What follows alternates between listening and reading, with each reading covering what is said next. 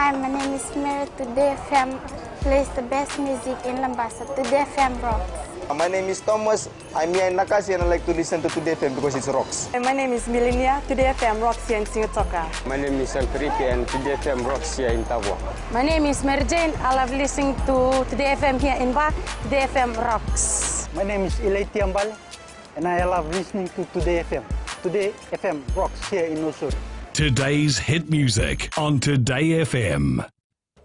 In the news tonight, AG slams Rumbuka, clarifies Fiji-China debt. 2 more families receive accident compensation payout. And authorities enforce ban on kawakawa in Donu. From the studios of FBC Suva, Jackie Smith. The claims of the Chinification in Fiji made by SODELPA party leader Sitiveni Rumbuka is preposterous and out of context. Attorney General Aya Said Qayyum made the statement in response to the claims by Rumbuka on an Australian documentary program 60 Minutes that was aired on Sunday. Ali Kimbia with the details. In an interview with 60 Minutes Australia, Sitiveni Rumbuka claims Fiji has been exposed to the Chinese government. However, the Attorney General says this is an obtuse comment. If they become so powerful and we become impotent as far as debt repayment is concerned, there is a fear that they will take over some of the public facilities we have. No, we don't. That's actually quite an obtuse statement for somebody supposedly a former Prime Minister of Fiji. That is what we call private equity. There's no money owing to the Fijian government, nor does the Fijian government owe money, any money for that project. Rumbuka also claims that the current Fiji-China relationship will have a long-term effect on the country. Aya Said Qayyum says this comment shows the SODELPA leaders' inconsistency. Because we're going to be selling our souls. We will have to sell our souls for the comforts of today. How are we selling our souls?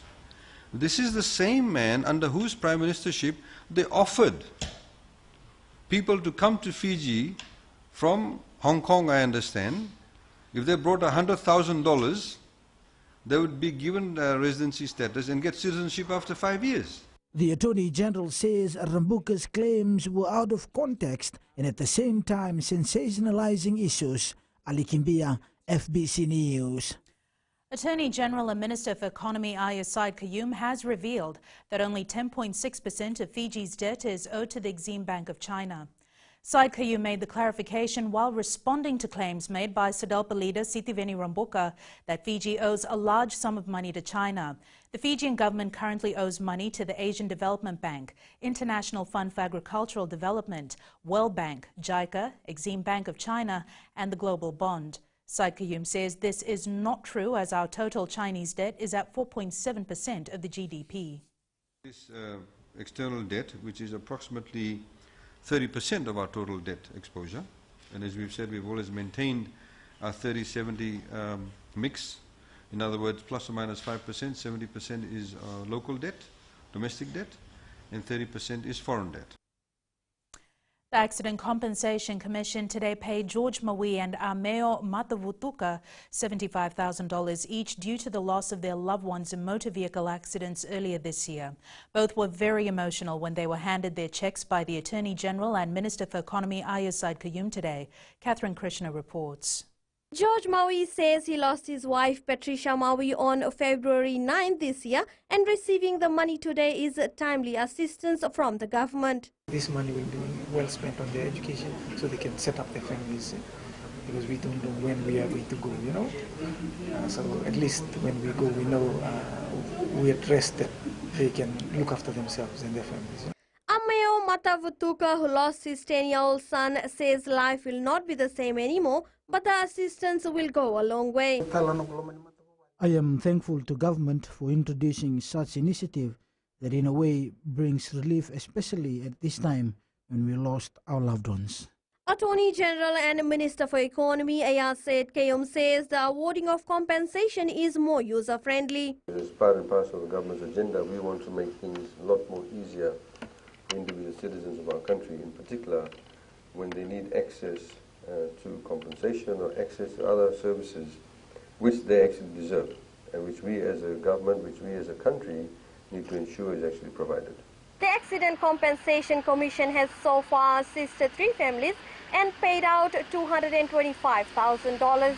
Catherine Krishna, FBC News.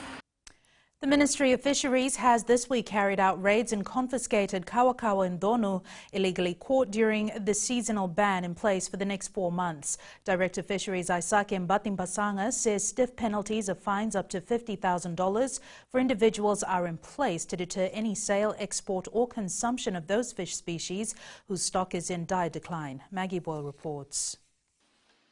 The authorities are making it crystal clear. The ban will be enforced. The government and all our stakeholders are serious, and we want to send a clear message that we will be enforcing this ban. Earlier this week, the ministry seized around 10 kilos of the illegal catch in the Central Division in Vatawanga and Nakasi during a routine inspection. If they see the people or vendors or fishermen still harvesting and selling kawakawa and donu, they should immediately report that to Ministry of Fisheries officials or even to the police. The cross-government partnership enabling further training for more effective compliance. For the 4 months, we are trying to protect them. Those, in some areas it could be more than 4 months. So these are the peak spawning time for these 2 fish. Fines for breaching the ban range from up to $50,000 for individuals and up to $100,000 for corporations. Maggie Boyle, FBC News. Still to come, Education PS highlight changes needed. And VICAC's appeal against Mahendra Reddy dismissed. Stay with us.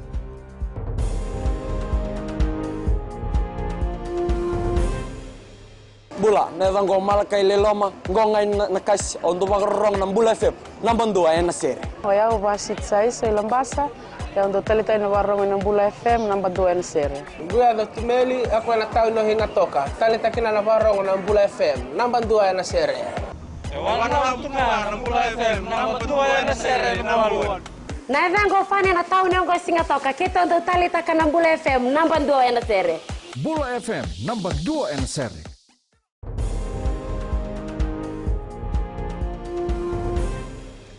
The Fiji Independent Commission Against Corruption's appeal against Dr. Mahendra Reddy's acquittal has been dismissed by the Suva High Court. VICAC appealed the matter after Dr. Reddy was acquitted of 1 count of bribery and 1 count of undue influence in December last year. VICAC had alleged that Dr. Reddy conferred or offered to confer a benefit, namely a steady water source for the Ra High School, in order to influence the vote of Waisea Lembombo. It was also alleged that Dr. Reddy interfered with Lembombo's political rights. The High Court dismissed the application, saying the evidence produced by the prosecution was insufficient. While speaking during the top executive conference in Nandi today, Permanent Secretary of Education Alison Birchall says a number of changes need to be made in the education system. Felipe Naikaso reports one of the main issues highlighted was that the education system does not plan for the future. Stating the changes needed in the education system, which will be beneficial now and in the future, was the Education Permanent Secretary's major point to those at the TOPEX conference. At the moment, we have too many teachers with subjects of economics and accounts. But we need more industrial arts. We need more of the sciences. So these are imbalances that we need to address. The Permanent Secretary also stated that they need to up their game as education is a foundation of society. She also highlighted that many teachers were given tasks in areas they were not familiar with. A question was then asked on how these gaps were being addressed. Now, in my opinion, I see that there's an enormous gap between rhetoric and reality. So, PS, could you elaborate on how or what should we do to address these gaps in such fundamental skill sets? To draw into our own experience in terms of those types of skill sets. But we also need to find ways in terms of the curriculum design and implementation to ensure that those skill sets are encouraged. Birchall also said that it's unfortunate that many teachers don't have a high level of teaching skills. Felipe Naikaso, FBC News. The Biotech Limited and the Agriculture Ministry are working towards modernising the agriculture sector. Biotech Limited Director Roderick Evers says the agriculture sector relies on the continuous supply of healthy planting materials to farmers. Kritika Kumar reports. Biotech Limited is the first commercial tissue culture lab in the country and produces disease-free planting materials through commercial tissue culture. It signals potentially a new era for the agricultural sector in Fiji. It will contribute to the government's initiative to modernize the agriculture sector and to increase productivity. Seruratu says tissue culture is a method that can have a positive impact on the agriculture sector. We hope to promote and create innovations that can contribute to excellence and that can be replicated and shared locally for the benefit of our farmers. Meanwhile, Biotech Limited will supply 3,000 tissue culture dalo variety to the Agriculture Ministry for the Coronavia Research Station. The tissue culture dalo will be beneficial for farmers as it will increase the crop numbers and ensure the produce is disease-free and of a high quality. Kritika Kumar, FBC News. The Fiji Medical and Dental Secretariat has issued 60 practicing licenses to new medical practitioners in the first 6 months of this year. This was confirmed by Fiji Medical and Dental Council Chief Executive Dharmesh Prasad, who has also confirmed that 10 licenses were issued to new dental practitioners. The need for these new medical professionals to know their codes of conduct is vital given they're dealing with the lives of the people. Prasad says they are currently looking at ways of improving services provided to the public by medical professionals. There are different groups of people whose licenses actually expire at different times of the year. So there will be some who will be giving other licenses a little bit later this year. This year we quite strongly on is a strategic plan of where we're heading. We have got now in place a code of conduct for all the practitioners. Therefore, the practitioners know what they need to do, what are the limitations. In sports later with Jamie, Fiji Airways Flying Fijians go through their final run at Churchill Park. But up next, Rachel is back with business. Thanks, Jackie. Good evening, and coming up after the break. Courts Fiji to expand its services. And Ingo in Fiji, EFL to carry out maintenance work in Central Division. Stay with us.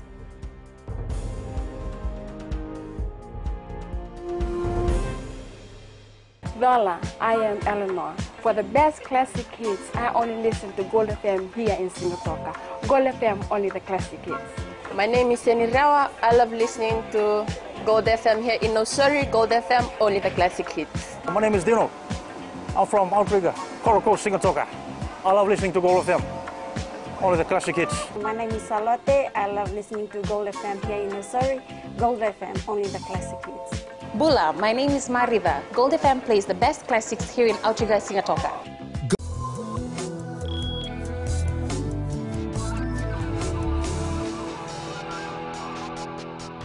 In business tonight, Courts Fiji will further expand its business with new and refurbished branches around the country. The Durable Home Goods Store has identified locations in major towns and cities to take its services to, following high customer demand. Here's more details. With more than 70 branches and over 800 employees, Courts has established its name across the country, increasing its clientele. Recently opened a branch in PNG some 2 years back. And opening not a new branch, but relocating our branch in Sabu Sabu to a bigger and a better place in Sabu Sabu. That's next. And a few more small shops like Sports World. We plan to open independent stores around the country. Yeah, so that's the plan for the next couple of years or so. The move to expand to other cities and towns is mainly because of the high customer demand. Noticed our customer base have grown tremendously, and they are very demanding. And if you see Courts Mega Samabulla and Courts Mega Nadi, then also we have Courts Rodwell Road branch and Lotoka. They are all tier 1 stores. We basically carry the entire product portfolio that we have, from ICT to electricals, the home appliances, then washing machines, you name it, and we have the electricals and the carpets as well. Today marks 47 years of operations for the Dual Home Goods Store in Fiji. And we now join Rocco from HFC Bank with the latest from the financial market. Thank you. Looking at the latest in the foreign exchange market, The US dollar fell from an 11-month high against a basket of major currencies due to profit-taking yesterday. Also in recent days, the escalation of US-China trade conflict had underpinned safe haven support for the dollar. Meanwhile, sterling recovered from a 7-month low after the Bank of England's top economist unexpectedly supported an interest rate hike. All of this, along with tracking losses in stock markets around the globe, has raised expectations that Asian equity markets will fall. New Zealand's migration gain is seen providing support for growth in the long run, whereas the Aussie dollar is seeing a limited bounce fueled by weak US dollar. And that's all from HFC Bank. Thanks, Rocco. Taking a look at today's currency exchange rate set this morning for the Fijian dollar. Our dollar was on the rise against the American dollar, the Chinese yuan and the PNG kina, whilst showing only minor slippage against the other currencies we cover. As for the commodities market, oil prices rose to above $66 a barrel. Gold was up as well to close at $1,268 an ounce, and silver closed at $16.35 an ounce.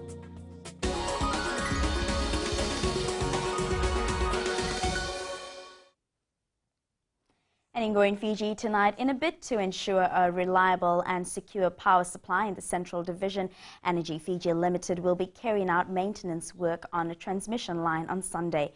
EFL Chief Executive Hasmukh Patel says the transmission line carries power from the Wailoa Power Station to Cunningham Road. The maintenance will take approximately 16 hours to complete.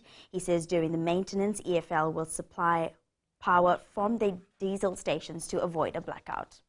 In the event we have operational problems on any one of our diesel sets at these 3 power stations, then some customers could be affected.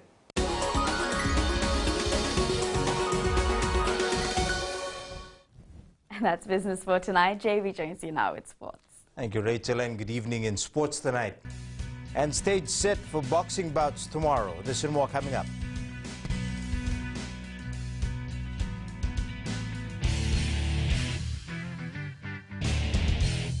Hi, I'm Jyotishma. I'm from Singatoka. I love listening to Mirchi FM. Mirchi FM is hot. Mirchi FM is #1. I'm Charlene Robert. Mirchi FM rocks in Lambasa. I'm Soname Nasori Jackson. Mirchi FM is hot. My name is Raymond Dutt. I'm in Baba Singh Alliance. Mirchi FM is hot in Lambasa. I'm Pritika from Jax Nasori. I love listening to Mirchi FM here in Nasori. Mirchi FM is hot. Mirchi FM, it's hot.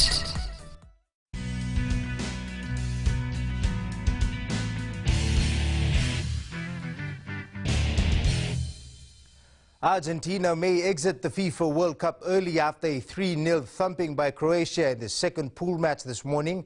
While Lionel Messi and his side struggled, pre-tournament favourites France booked a spot in the last 16 after defeating Peru 1-0. Mile Jedinak's second penalty of the 2018 FIFA World Cup earned Australia a 1-1 draw against Denmark this morning. The Danes now have 4 points, while the Socceroos have a single point from 2 matches. Neymar will start for Brazil in a mostly unchanged lineup against Costa Rica tomorrow at the World Cup. Although Brazil coach Iceland manager Heimir Hallgrim says he expects his side to beat Nigeria in their unfamiliar role as favourites. For the first time in 5 years, the Fiji Airways Flying Fijians will play at Lautoka's Churchill Park when they take on Tonga tomorrow in the final Test match of the June series. Coach John McKee says the side has prepared to wrap up the PNC on a high note. Wasnil Prasad reports.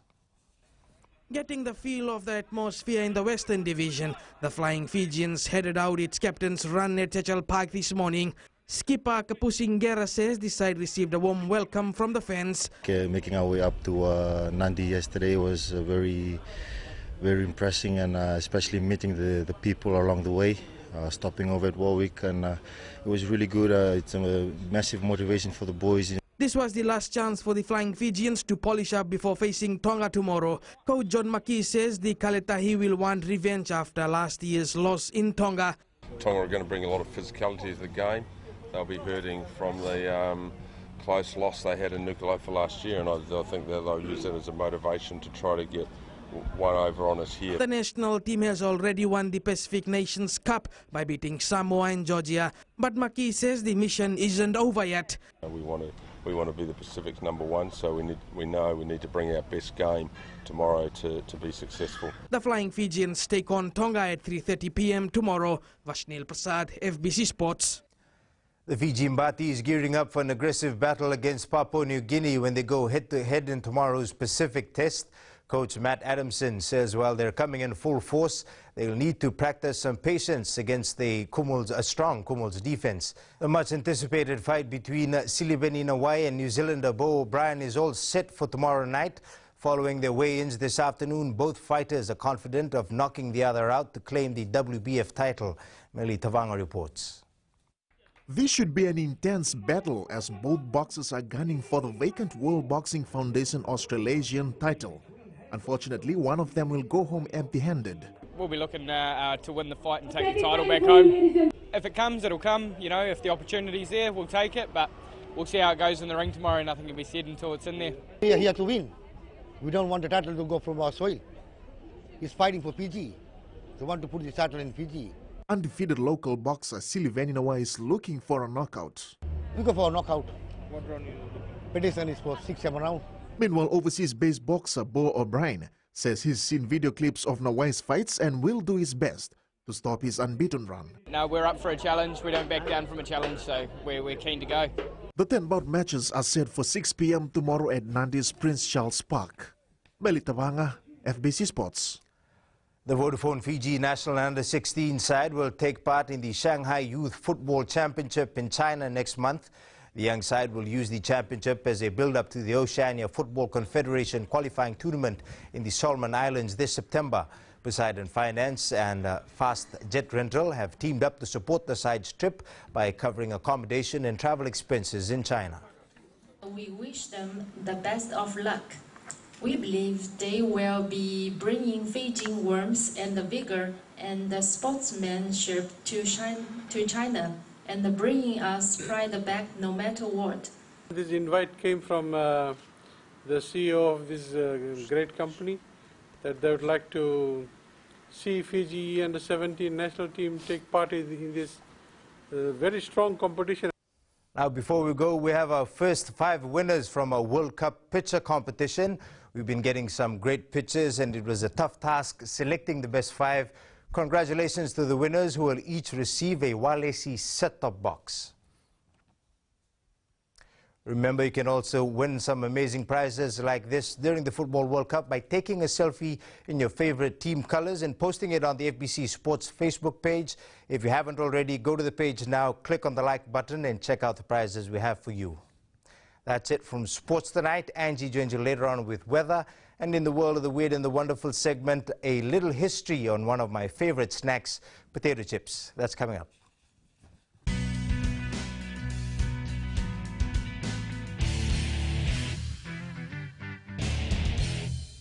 Narang golesenya, awama kita nakas, dorong bina kape, ona Radio Fiji One, nandomi. Ayaw benyana, dito barong na Radio Fiji One, nandomi visi, hinga toka. Guelo ilaisa hinga toka, rong bina na heramakawa ina Radio Fiji One hinga toka. Radio Fiji One, nandomi viti.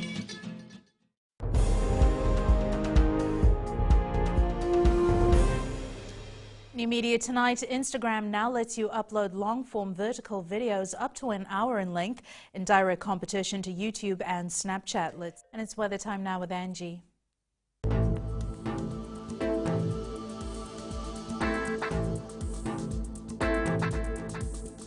Hello to you and to the weekend.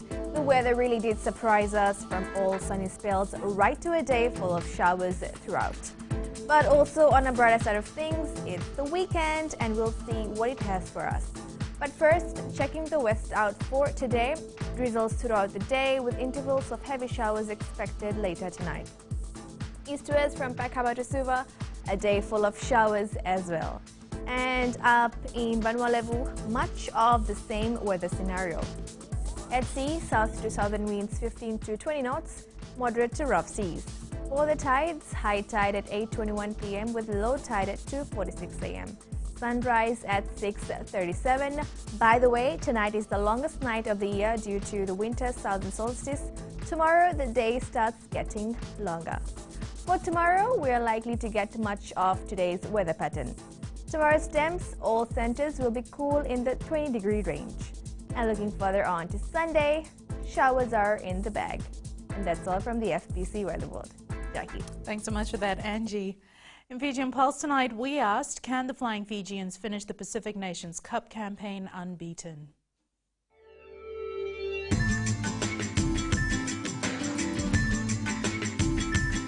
I think Flying Fijians have improved their games this year. I think they are a formidable squad, and they'll be extending another win this weekend. Fiji will remain unbeaten because that's their game. It's our passion. We feel for our game, we'll win. Yes, because they're physically fit and they've won all the challenges. And there's a lot of good rugby players out there. Oh yes, of course, because they beat Georgia and they have big famous people like Semiran Randra and Dan Volvola.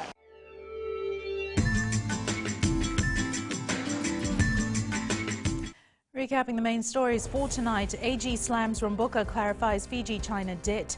2 more families receive accident compensation payout. And authorities enforce ban on Kawakawa and Donu. Now for these stories and others, you can tune in daily to our sister radio station Gold FM.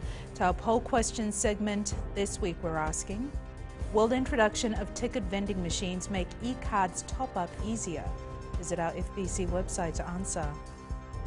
Before we go, our shot of the day, a beautiful sunset overlooking the old Nausori Bridge. This picture was taken by Lotte Roko from the new Rewa Bridge. Remember, you can send us newsworthy pictures and videos on email fbcnews@fbc.com.fj or share it with us via Facebook page FBC News. You can also follow and tweet us your news tips at FBC_news or simply hashtag FBC News. That was the FBC News for tonight. From the team and I, have a safe and enjoyable weekend. Bye for now.